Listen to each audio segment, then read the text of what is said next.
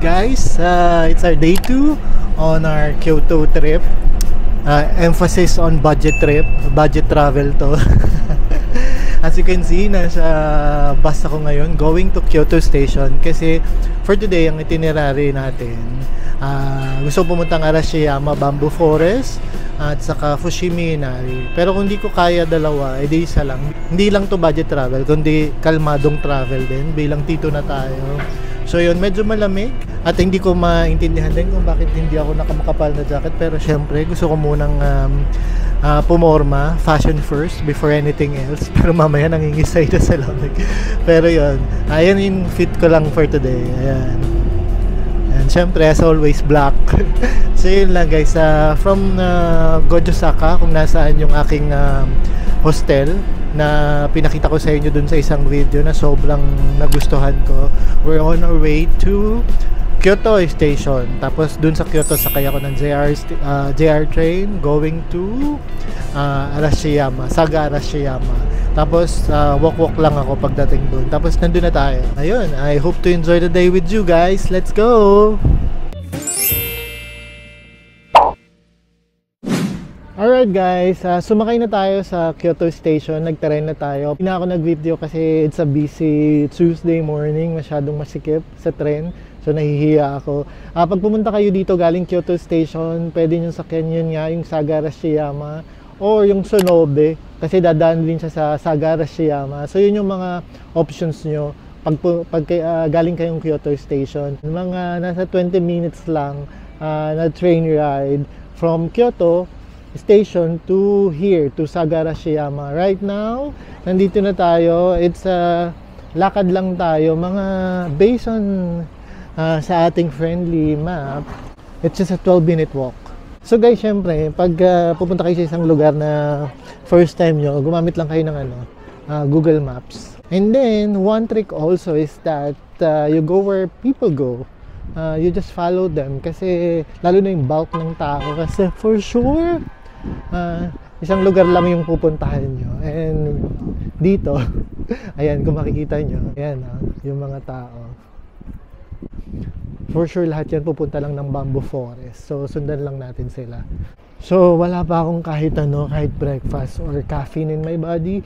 So bago ako pumunta doon, feeling ko naman pag pumunta ako doon, wala na rin naman choice, marami na rin naman tao. So I'll just look for a cafe muna to get some caffeine para magkaroon ako ng gas. Kailangan ko na talaga magkape. Ayan, may Lawson. Let's go here.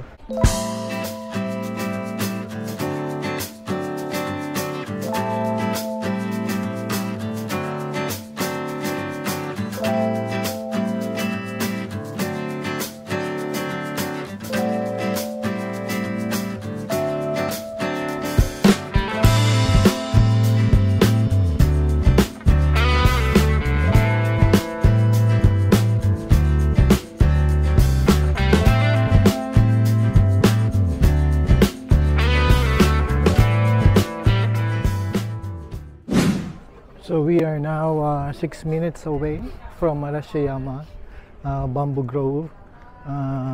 Makikita nyo naman obvious kasi marami na ditong mga shops like souvenir shops, coffee shops at saka mga pagkain, yung mga food. Okay guys, we are now entering Arashiyama Bamboo Grove. Ganda. Loves it.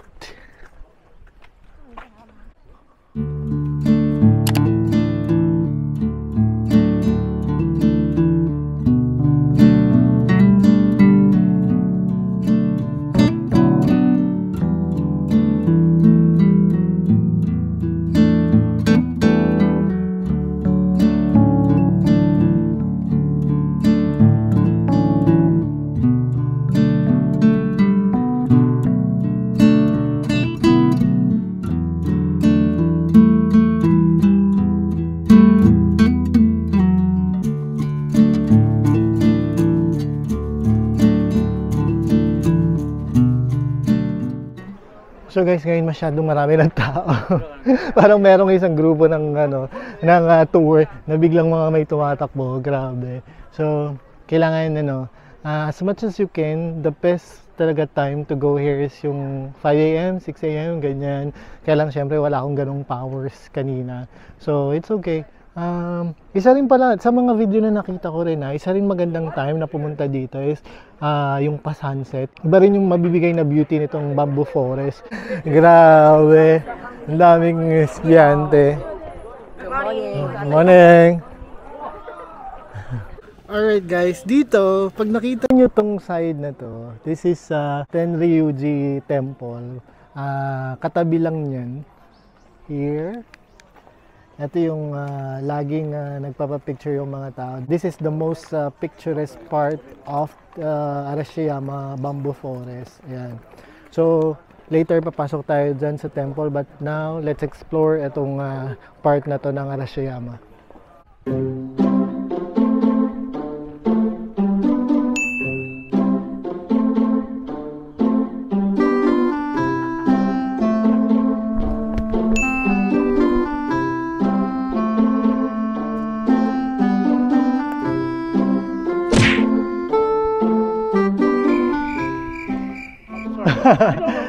It's okay. Okay guys, so medyo kinarir ko yung pagpipictorial dito sa part na to ng Arashiyama. Actually, meron akong kinunsaban, dalawang Koreano na couple. So nagpicturean kami. So ilalabas ko dito yung mga kinuha namin picture. Kinuha nilang picture rep sa akin. Maayos naman, nakakatuwa. So hanap lang talaga kayo ng mga taong willing magbigay ng service. At saka ng time. Usually yung mga couple yan, okay sila kasi pwede mo silang tulungan mag-picture silang dalawa para hindi sila, di ba, isa-isa. So yun, tapos after nun, ikaw naman yung next kunan ka naman nila, so nakakatuwa. Siguro pupunta pa ako doon ng konti, then after nun, okay na ako dito. Doggy sa Arashiyama. Cutie. Didi.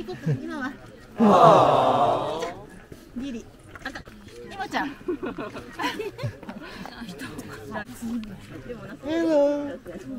Hi. Cute. Super cute. So guys, I think I'm done here at Arashiyama. Punta na tayo sa Tenryuji Temple. Ito, katabi lang siya. May entrance doon. Dito sa Arashiyama, wala naman siyang bayad. But sa Tenryuji, may bayad siya. Parang nasa 400 or 500 yen. Let's check it. So we are here now at Tenryuji Temple. Ayan. 500 pala. 500 yen yung bayad ng entrance. Tara, pasukin natin. Let's go. Let's see kung anong nasa loob. So guys, nagbayad na tayo. So I have here the map and the ticket. Ikutin na natin. Let's go. Tingnan natin kung anong nasa loob ng Tenryuji Temple. Actually, dito ako magre-relax. Kakalma lang ako here. Kasi I have enough pictures already at Arashiyama. Okay na ako doon. Masaya na ako doon. And now here, it's time to just roam around and enjoy the place.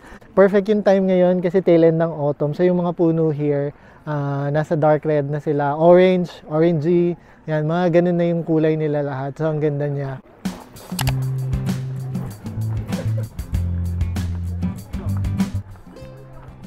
Alam niyo ba na ang Tenryuji Temple ay kasama sa World Cultural Heritage Site? Bakit ko nalaman? Kasi nandito. Kala mo naman nag-research, no? Hindi ako nag-research. Nandito siya sa Gano District sa Kyoto. Occupied ito dati ng Darinji. Established in the 9th century. My God, basahin nyo na lang. Nahihirapan ako explain. Merong pataas. Parang uphill, parang hindi ko sure kung kaya ng powers ko, pero tingnan nyo siya. Ayan. This way, and then you go up. Ayan.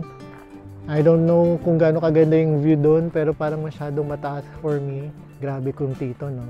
Pero right now, let's enjoy muna natin yung dito lang sa baba.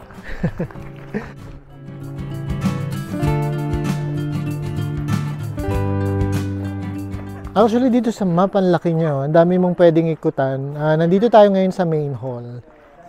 Here, ayan, dyan. And then, meron siyang Sogen Garden. Marami siyang garden actually.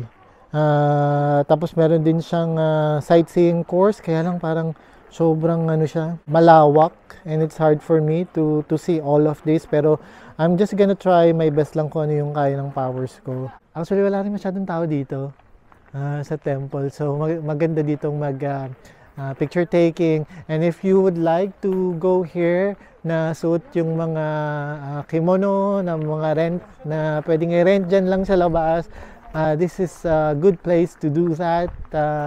Sobrang feel na feel mo yung traditional Japanese arts and architecture, and yung mga establishment here, yung mga temple, yung mga pagoda, sobrang ganda niyang picturean.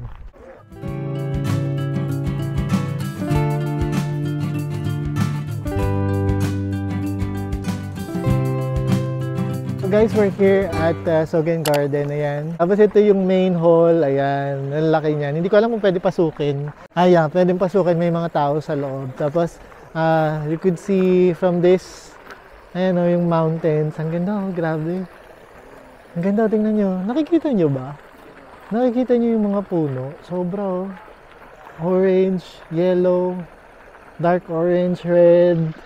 Grabe, ang ganda dito. Okay, dito sa bandang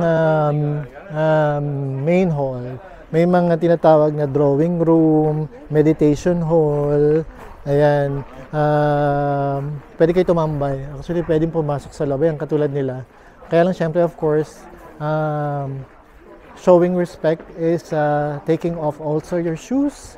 If you wish to tour din itong mga hall na to, ayan, katulad ng ginagawa nila, may supplementary fee lang na 300 yen. So, you could avail that para makaikot kayo dyan sa mga hall na yan. From here, hanggang dun sa main hall, hanggang yan, basta lahat ng ganyan, pwede nyo pasukin. So guys, I decided not to really go further. Gusto ko pa, kaso parang okay na. For me, it's enough na mapuntahan ko tong main garden, and then itong mga main hall na to na nasa likod ko. I think that's enough for me para ma-explore ko tong Tenryuji Temple. Halos nakita ko naman na yung beauty niya and in all its glory. So ngayon, nakaupo lang ako dito sa may mga bench naman dito. May mga benches dito na pwede nyong upuan, nakatabi ng mga main hall para pag napagod na kayo, para lang to just enjoy the scenery.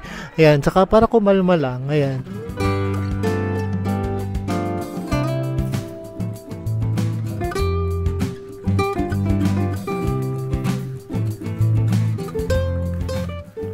So guys, kung gusto nyo pang umikot, kasi marami pang temple na available na pwede nyong ikutan. Kaya lang meron sila syempre mga entrance fee.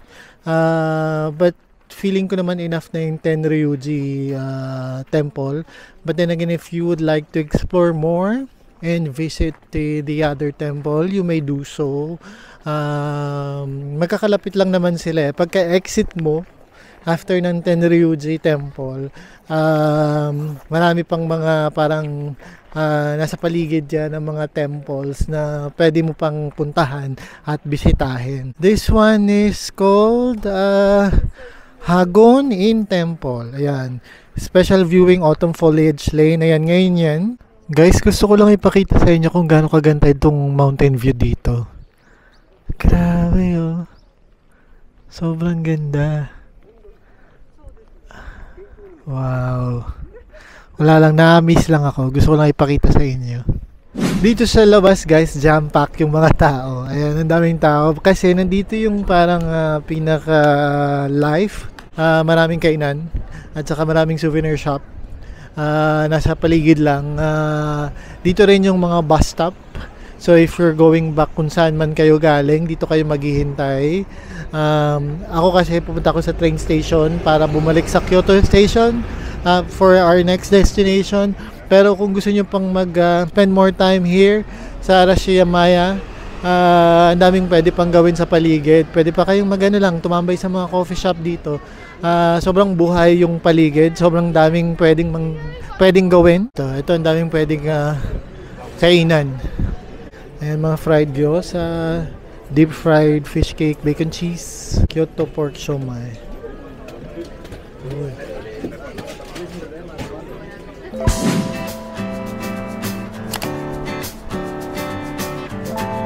So guys, ayan, binabaybay natin ngayon yung Oigawa River. Ayan the famous river here in Kyoto.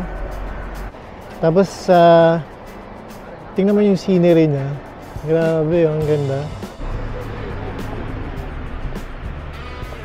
Actually, more than food, parang mas gusto ko ng coffee. Hanap muna ako ng coffee, tapos magkape muna tayo bago bumalik ng station. At, shit! Lobat na pala ako. Kamusta naman, wala akong dalang mga charger. So guys, ang pagpapatuloy ng vlog na to ay iPhone na lang. Since wala na akong battery. Kalimutan ko, anak ng to, ako nakakabisit.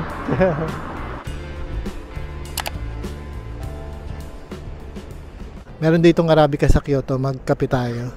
Mahaba lang yung pila. Pero okay lang kasi tingnan mo naman yung view mo, 'di ba? Oh. Why not?